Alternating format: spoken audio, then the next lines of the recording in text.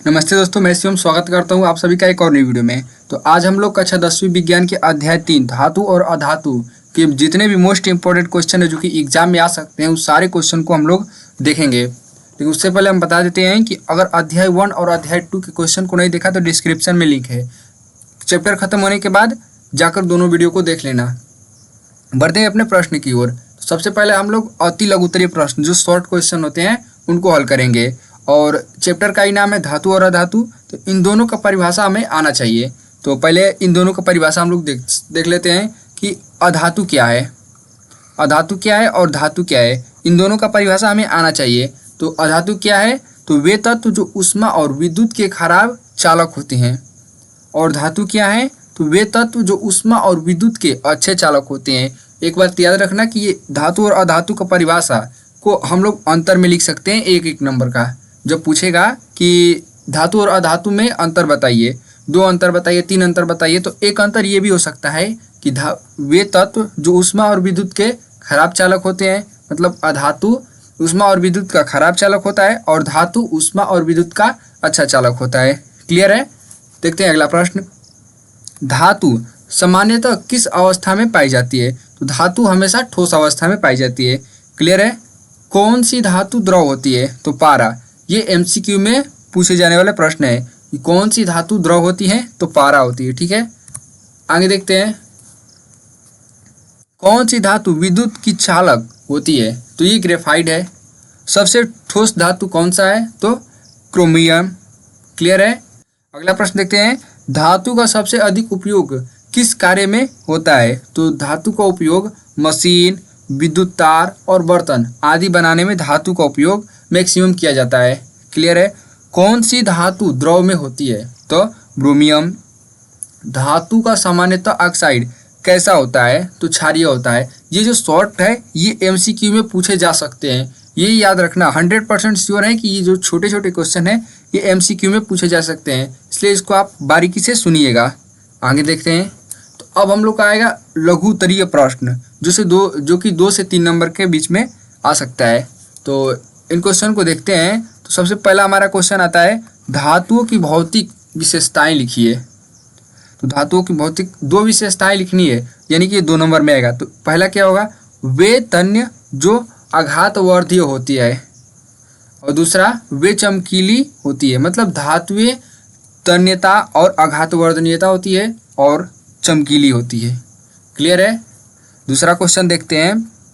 धातु और अधातु में अंतर। देखिए हम स्टार्टिंग में ही बताए थे कि धातु और अधातु में अंतर पूछेगा और ये हर साल पूछा जाता है क्वेश्चन, इसलिए इसको आप याद कर लीजिएगा। इसमें पूछा है बस 2 क्वेश्चन को लिखना है, मतलब धातु और अधातु में बस 2 अंतर बताना है। तो हमारा पहला हो जाएगा, धातु विद्युत चालक होती है और अधातु नहीं होती है, जो कि एक डिफिनीशन बताए थे। और दूसरा हो सकता है, धातु तन्य और आघातवर्धीय होती है और अधातु नहीं होती। क्लियर है।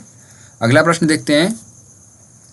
अधातुओं की 2 भौतिक विशेषताएं लिखिए। अब इसमें अधातुओं की 2 भौतिक विशेषताएं लिखनी है। तो पहला हो जाएगा, वे भंगुर होती है, और दूसरा उनमें धातुओं जैसी चमक नहीं होती। क्लियर है। आगे देखते हैं। हमारा चौथा प्रश्न है, धातु और अम्ल की अभिक्रिया का उदाहरण दीजिए। तो Zn+2HCl का जब रिएक्शन कराएंगे तो ZnCl2 प्लस H2 बाहर हो जाएगा। ये रिएक्शन कैसे होगा, तो हाइड्रोजन को Zn विस्थापित करके हाइड्रोजन की जगह ले लेगा। क्लियर है। आगे देखते हैं। अधातु और ऑक्सीजन की अभिक्रिया का उदाहरण दीजिए। CO+O2 जब इस दोनों का रिएक्शन कराएंगे तो CO2 प्राप्त होगा। अगला प्रश्न देखते हैं। धातु और अधातु के ऑक्साइड में अंतर है। धातु के ऑक्साइड क्षारीय होता है जबकि अधातु के ऑक्साइड अम्लीय होता है। ये क्वेश्चन, ये 6 नंबर वाला क्वेश्चन याद रखना।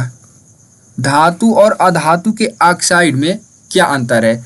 धातु के ऑक्साइड क्षारीय होते हैं जबकि अधातु के ऑक्साइड अम्लीय होते हैं। अगला प्रश्न देखते हैं। धातु और जल की अभिक्रिया का उदाहरण दीजिए। 2Na+2H2O का जब रिएक्शन कराएंगे 2NaOH+H2 बाहर हो जाएगा। क्लियर है। आगे देखते हैं। धातु और अधातु का स्थान आवर्त सारणी में कहाँ होती है? तो धातु बाईं ओर होती है और अधातु दाईं ओर होती है। क्लियर है? आगे देखते हैं। अधातु और हाइड्रोजन की अभिक्रिया का उदाहरण दीजिए। H2 + Cl2 का जब रिएक्शन कराएंगे तो 2HCl प्राप्त होगा। ये एग्जाम्पल के तौर पे है। आप कोई भी रिएक्शन उठाकर उसको लिख सकते हैं उदाहरण के तौर पे। आगे देखते हैं। मिश्र धातु क्या है? एक उदाहरण दीजिए। 2 या 2 से अधिक धातुओं या अधातुओं का मिश्रण मिश्र धातु कहलाता है, जैसे पीतल। आगे देखते हैं। दीर्घ उत्तरीय प्रश्न जो कि लॉन्ग में आता है। तो हमारा पहला प्रश्न क्या कह रहा है? धातुओं और अधातुओं के भौतिक गुणों की तुलना कीजिए। देखिए, इसको मैंने लॉन्ग में भी लिया है, शॉर्ट में भी बताए हैं, लॉन्ग में भी बताए हैं और वेरी शॉर्ट में भी बताए हैं। तो ये क्वेश्चन वेरी इंपॉर्टेंट है एग्जाम की दृष्टि से। ये क्वेश्चन आएगा ही आएगा, 100% श्योर है कि ये क्वेश्चन आएगा। धातु और अधातु में अंतर या फिर इनके भौतिक गुण। ठीक है, आइए देखते हैं भौतिक गुण धातु और अधातु के। धातुएं सामान्यतः ठोस, चमकीली, तन्य और आघातवर्धीय और ऊष्मा व विद्युत की अच्छी चालक होती है। वे तारों और चादरों में बदली जा सकती है। आंशिक धातुएं उच्च घनत्व वाली होती है और उनका गलनांक अधिक होता है। दूसरी ओर अधातु प्रायः भंगुर, चमकहीन तथा विद्युत की खराब चालक होती है। वे ठोस, द्रव, गैस तीनों अवस्था में पाई जाती है। अधातुओं की ऑक्साइड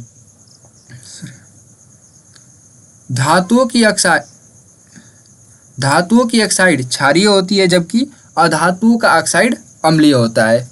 इस क्वेश्चन को एक बार फिर से देख लेते हैं क्योंकि ये मोस्ट इंपॉर्टेंट है। तो क्वेश्चन क्या कर रहा है? धातुओं और अधातुओं के भौतिक गुणों की तुलना कीजिए। तो हमारा उत्तर होगा धातुएं सामान्यतः ठोस, चमकीली, तन्य, आघातवर्धीय और ऊष्मा व विद्युत की अच्छी चालक होती है। वे तारों और चादरों में बदली जा सकती है। आंशिक धातुएं उच्च घनत्व वाली हो सकती है और उनका गलनांक भी अधिक होता है। दूसरी ओर अगर अधातु की बात करें तो प्रायः भंगुर, चमकहीन तथा विद्युत की खराब चालक होती है। वे ठोस, द्रव, गैस तीनों अवस्था में पाई जाती है। धातुएं का ऑक्साइड क्षारीय होता है, जबकि अधातुएं का ऑक्साइड अम्लीय होता है। क्लियर है? न समझ में आए तो एक बार वीडियो को स्किप करके देख लीजिएगा। आगे देखते हैं। धातुओं और अधातुओं की रासायनिक अभिक्रिया लिखिए। वो था भौतिक अभिक्रिया, अब देखते हैं रासायनिक अभिक्रिया। तो धातुएं ऑक्सीजन से मिलकर क्षारीय ऑक्साइड बनाती है, जैसे 2Mg + O2 का जब रिएक्शन कराएंगे तो 2MgO प्राप्त होगा। अधातुएं ऑक्सीजन से अभिक्रिया करके अम्लीय ऑक्साइड बनाती है, जैसे S + O2 का जब रिएक्शन कराएंगे तो SO2 प्राप्त होगा। धातु अम्लों से अभिक्रिया करके लवण और हाइड्रोजन गैस देता है, जैसे Zn + 2HCl का जब रिएक्शन कराएंगे तो ZnCl2 प्राप्त होगा और हाइड्रोजन बाहर हो जाएगा। जबकि अधातुएं हाइड्रोजन से मिलकर सहसंयोजक यौगिक बनाती है, जैसे H2 + Cl2 का जब रिएक्शन कराएंगे तो 2HCl प्राप्त होगा। इन अभिक्रियाओं से धातु और अधातु के रासायनिक गुण को स्पष्ट किया जा सकता है या फिर अंतर है। जैसे हम फिर से समझा देते हैं ये क्वेश्चन को कि धातुएं और अधातुओं की रासायनिक अभिक्रिया लिखनी है। तो धातु ऑक्सीजन से मिलकर क्षारीय ऑक्साइड बनाता है, जिसे एग्जाम्पल के तौर पे ले सकते हैं 2Mg + O2 का जब रिएक्शन कराएंगे तो 2MgO प्राप्त होगा। लेकिन अधातु ऑक्सीजन से अभिक्रिया करके अम्लीय ऑक्साइड बनाता है, जैसे S + O2 का जब रिएक्शन कराएंगे तो SO2 प्राप्त होगा। क्लियर है? अब देखते हैं धातु अम्ल से अभिक्रिया करके लवण और हाइड्रोजन गैस देता है। धातु जब अम्लों से अभिक्रिया करता है तो लवण और हाइड्रोजन गैस देता है, जैसे Zn + 2HCl का जब रिएक्शन कराएंगे तो ZnCl2 + हाइड्रोजन गैस देता है। जबकि अधातुएं हाइड्रोजन से मिलकर सहसंयोजक यौगिक बनाता है, जिसे H2 + Cl2 का जब रिएक्शन कराएंगे तो 2HCl प्राप्त होगा। इन अभिक्रिया में धातु और अधातु के रासायनिक गुण पूर्णतया स्पष्ट किए जा सकते हैं। आप इसको चाहे तो लॉन्ग में बना करके लिख सकते हैं। क्लियर है? वीडियो पसंद आई हो तो वीडियो को लाइक और चैनल को सब्सक्राइब कर लीजिएगा, क्योंकि कक्षा 10वीं के विज्ञान के जितने भी मोस्ट इंपॉर्टेंट क्वेश्चन है चैप्टर वाइज चैप्टर हम लोग एक एक चैप्टर वाइज करके पढ़ेंगे। क्लियर है? इसलिए चैनल को सब्सक्राइब कर लीजिएगा। चलिए मिलते हैं अगले वीडियो में। धन्यवाद।